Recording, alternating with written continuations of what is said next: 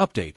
My brother forged my signature to take out a $120,000 mortgage on my house. The judge just gave him 8 years in prison. Hi everyone. Today's story will blow your mind, but really quick, if you enjoy this content, hit that subscribe button. Channel's been a bit quiet lately, and your support keeps it all going. Let's jump in. Original post.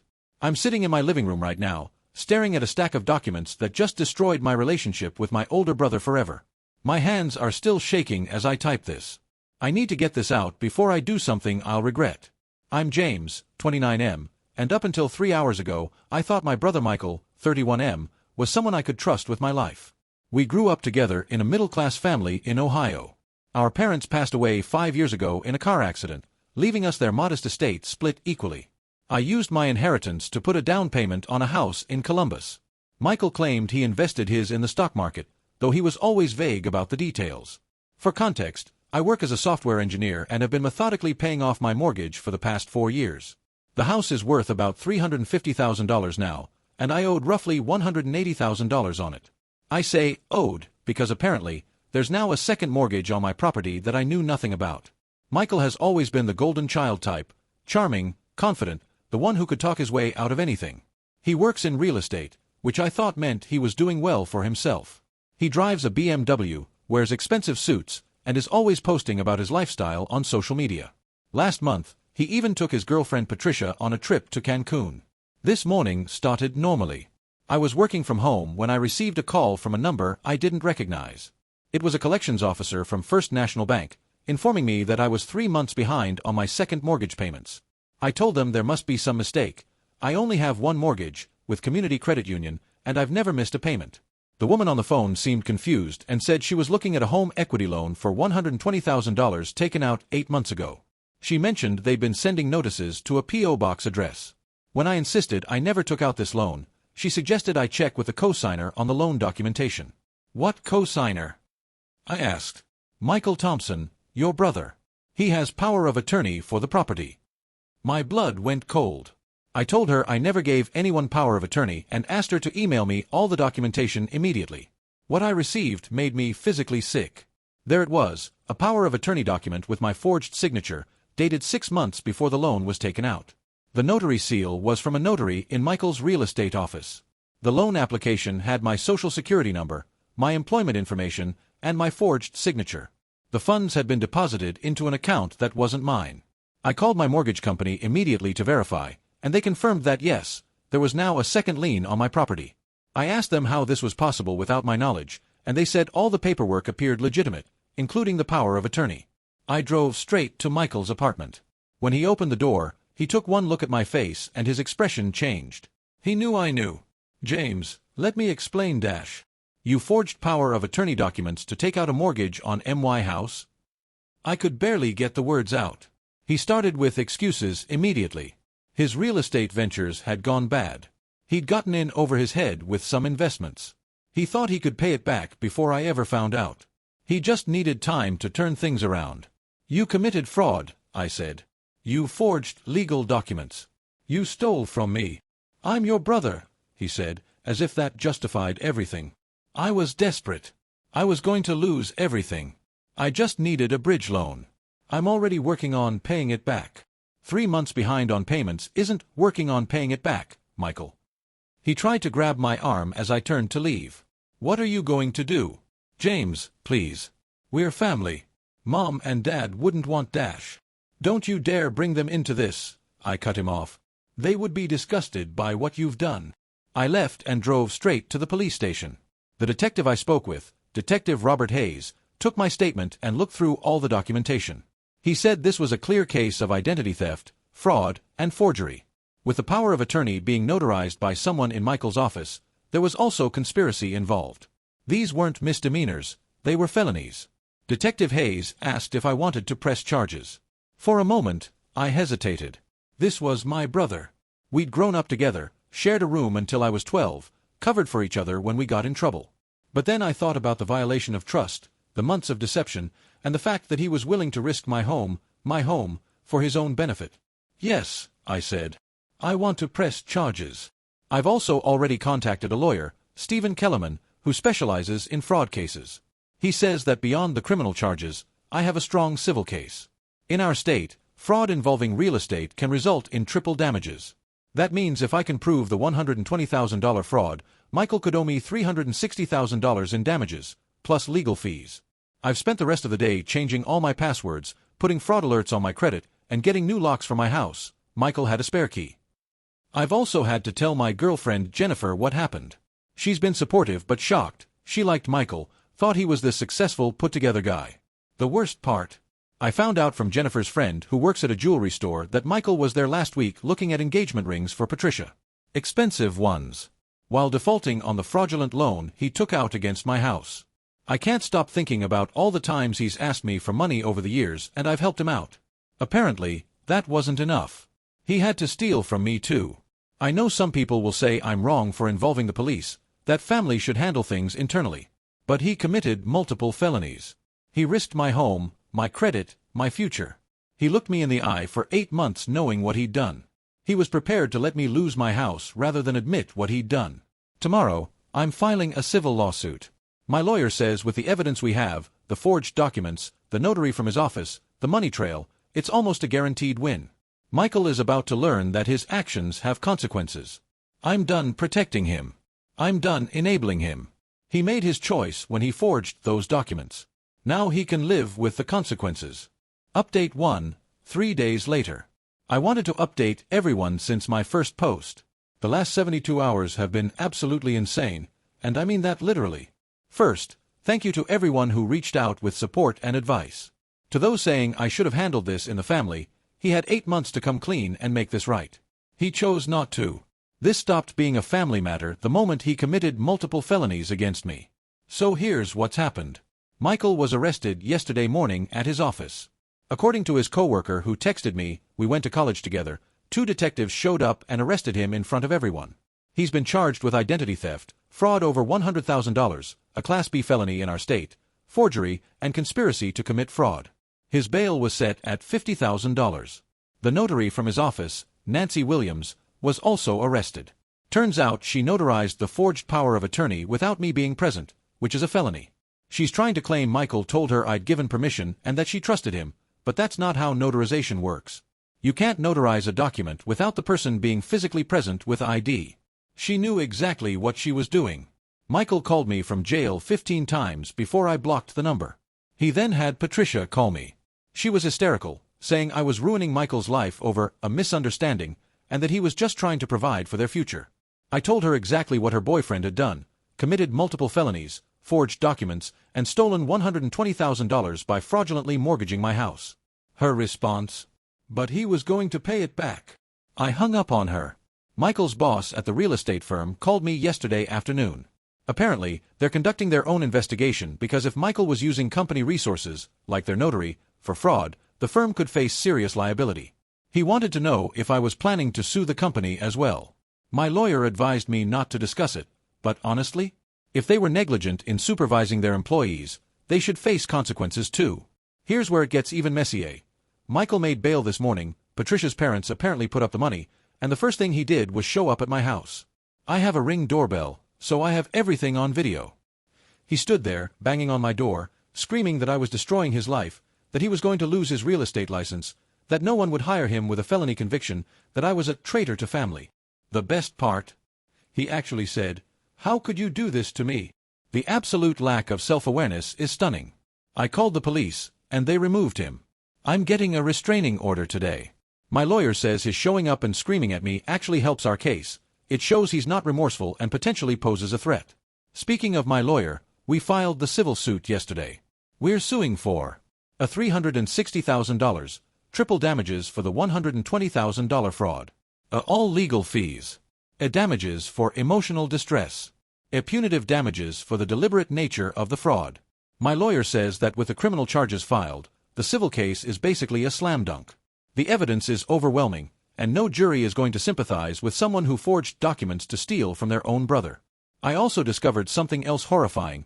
Michael has been living way beyond his means. I had a friend who's a private investigator do some digging, legally, all public records. That BMW leased, and he's behind on payments. His apartment, he owes 3 months of back rent. His credit cards, maxed out, over $80,000 in debt. The $120,000 he stole from me? It didn't go to investments. It went to keeping up his lifestyle, paying minimums on his debts, and that Cancun trip. He literally stole my home equity to take his girlfriend on vacation. My extended family is now involved, and it's splitting into camps. My Aunt Linda called me crying, saying I need to drop the charges because family doesn't do this to family. I reminded her that family doesn't forge documents and steal houses either. My Uncle David, on the other hand, said Michael had it coming and that he'd been warning people for years that Michael was heading for trouble. The most infuriating part? Michael is now trying to spin this on social media. He made a post before his lawyer probably told him to shut up, saying he's being persecuted by his vindictive brother over a family financial matter. Several of his friends are commenting that I'm heartless. I responded with a simple comment: you forged legal documents and fraudulently took out a $120,000 mortgage on my house. That's not a family financial matter, it's a felony. He deleted the post an hour later. Jennifer has been my rock through all this. She's helped me organize all the documentation, went with me to the lawyer's office, and has been screening my calls. Her father is actually a retired FBI agent who specialized in white-collar crime, and he says what Michael did is textbook fraud and that prosecutors love cases like this because they're so easy to prove. The prosecutor assigned to the case called me yesterday. She said that with the evidence we have, she's confident she can get a conviction. She also mentioned that Michael is looking at 5 to 10 years in prison if convicted on all charges. The thought of my brother going to prison makes me sick, but he did this to himself. I keep thinking about all the red flags I missed. The times he'd ask detailed questions about my mortgage. How he volunteered to help me with paperwork when I bought the house. He was probably planning this even then, gathering information he'd need later. Tomorrow, I have to go to the bank to deal with the fraudulent loan. They're being somewhat cooperative now that criminal charges have been filed, but it's still a nightmare of paperwork. My credit has taken a hit from the missed payments, and it's going to take months to clean up this mess. But I'm not backing down. Michael thought he could use our relationship as a shield for his criminal behavior. He's about to learn how wrong he was. Update 2 weeks later. The last 2 weeks have been a whirlwind of legal proceedings, family drama, and shocking revelations. I honestly didn't think things could get worse than my brother committing fraud against me, but I was wrong. First, the legal updates. Michael's preliminary hearing was last week. His lawyer tried to argue for dismissal, claiming the power of attorney might have been a misunderstanding, and that Michael believed he had verbal permission. The judge literally laughed. With the forged signatures, the notary fraud, and the secret P.O. box, there's no way to claim this was anything but intentional fraud. The prosecution offered Michael a plea deal: plead guilty to 1 count of fraud and 1 count of forgery, serve 2 to 3 years in prison, pay full restitution, and they dropped the other charges. His lawyer advised him to take it. Michael refused. He's convinced he can win at trial because James won't actually testify against his own brother. He's wrong. The notary, Nancy, took a plea deal immediately. She's testifying against Michael in exchange for probation and losing her notary license. She admitted that Michael paid her $5,000 to notarize the documents without me present. That's another charge they're adding to Michael's case: bribery. Now for the shocking revelations. Remember how I mentioned Michael claimed to have invested his inheritance? I found out where that money actually went. Patricia's friend, Ashley, reached out to me. She couldn't stand by and watch Patricia defend Michael anymore. According to Ashley, Michael lost most of his inheritance gambling. Not investing, gambling. He got addicted to online sports betting during COVID and lost almost $150,000 over 2 years. Patricia knew about it. She knew he was broke, knew he was in debt, and knew he was desperate. But she kept pushing for a ring, a wedding, a lifestyle they couldn't afford. Ashley showed me text messages where Patricia was bragging about how Michael was going to come into money soon, and they could finally have their dream wedding. This was dated 2 weeks after Michael took out the fraudulent loan on my house. I gave all of this to my lawyer and the prosecutor. Patricia might be looking at conspiracy charges herself. The civil suit is progressing faster than expected. Michael can't afford a good lawyer for the civil case, his parents are paying for his criminal defense, so he's got a public defender equivalent, a fresh law school grad doing pro bono work. My lawyer absolutely destroyed them in the first hearing. The judge granted a preliminary injunction freezing Michael's assets, what little he has. We've also started the discovery process, and what we're finding is insane. Michael has been running smaller frauds for years, taking deposits for rentals that didn't exist, selling the same property to multiple buyers and keeping deposits when deals fell through, inflating his income on loan applications. His real estate firm fired him immediately after the arrest, and the state has moved to revoke his license permanently. Even if he somehow avoids prison, which he won't, he'll never work in real estate again. The family drama has escalated. Our cousin Christopher called me to warn me that Michael has been trying to borrow money from everyone in the family to pay for a better lawyer. He's telling them that if he goes to prison, it'll be my fault for not handling this privately. Most of the family has refused, but our grandmother, 87 years old, living on Social Security, gave him $10,000 from her savings. When I found out, I was furious. I'm now considering elder financial abuse charges. My Aunt Linda tried to ambush me at the grocery store, crying and begging me to drop the charges. When I refused, she actually said, "Your parents would be ashamed of you." I responded, "They'd be ashamed that they raised a son who would steal from his own brother." She slapped me. In front of security cameras and about a dozen witnesses. I didn't press charges, but I did get a restraining order.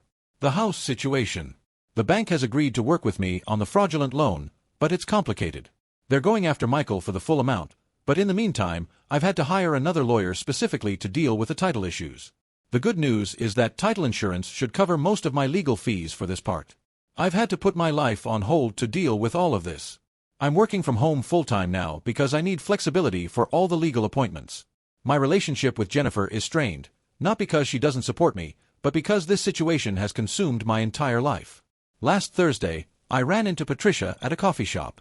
She tried to confront me, saying I was ruining their lives over money. I told her, he ruined his own life when he chose to commit fraud. And you knew about it. She went pale when I mentioned the text messages Ashley had shared. She left without saying another word. Michael's mental state seems to be deteriorating.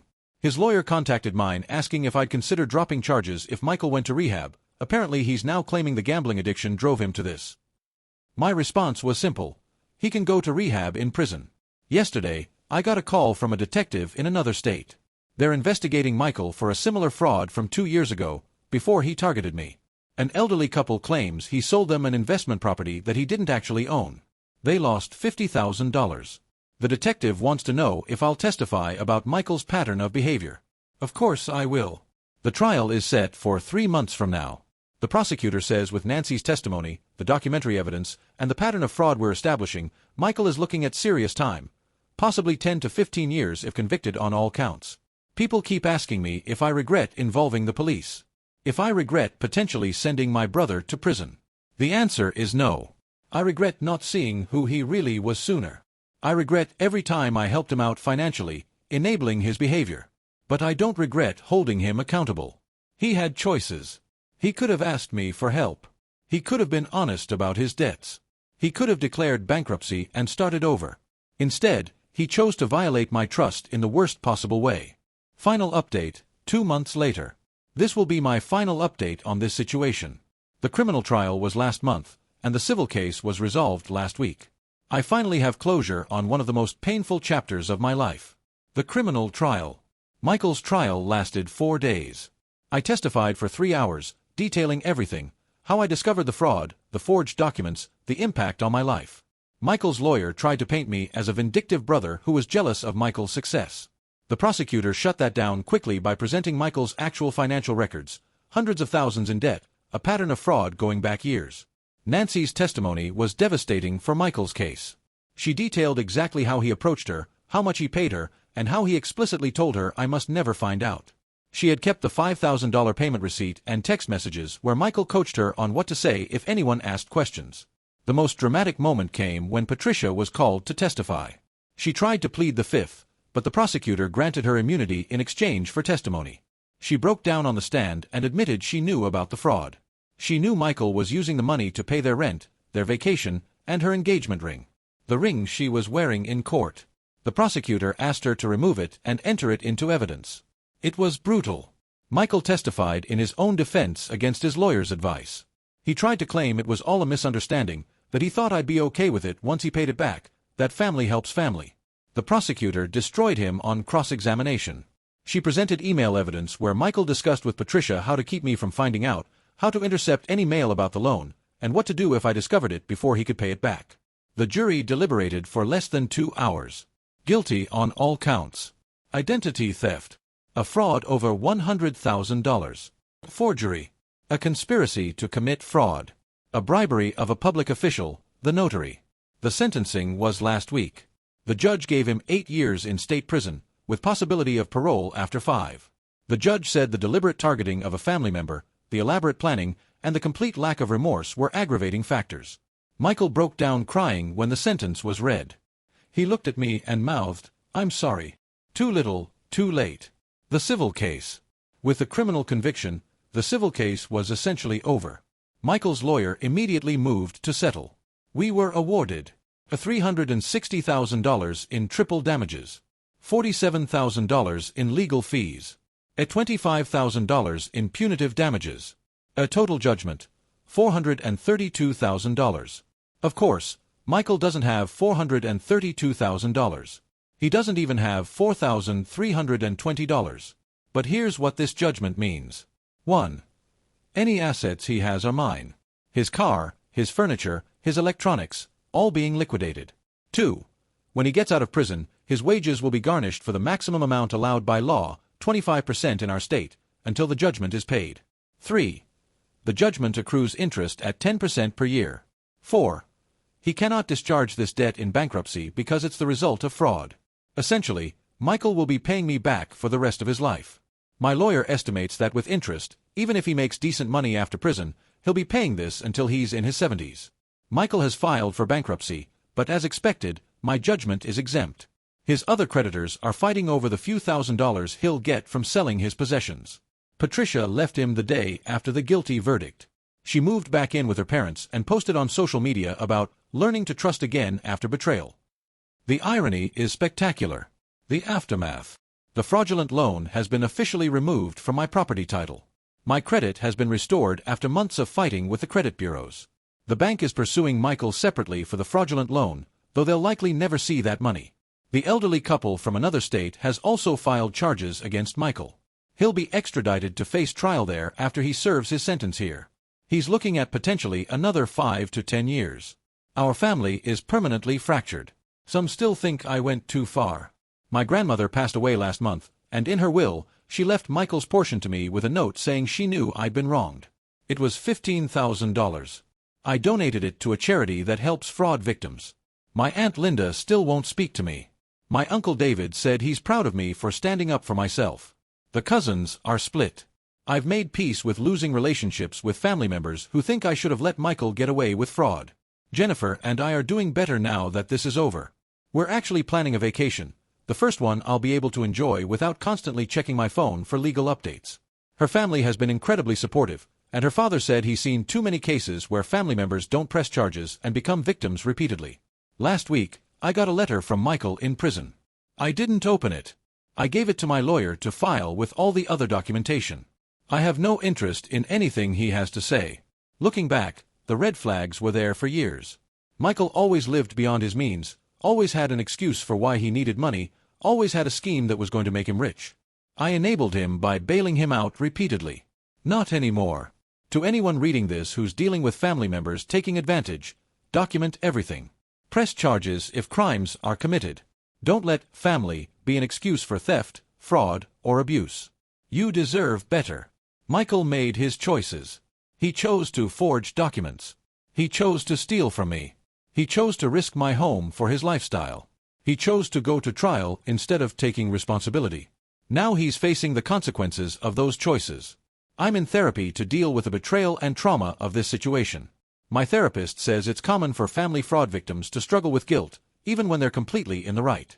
I'm working through it. My house is fully mine again.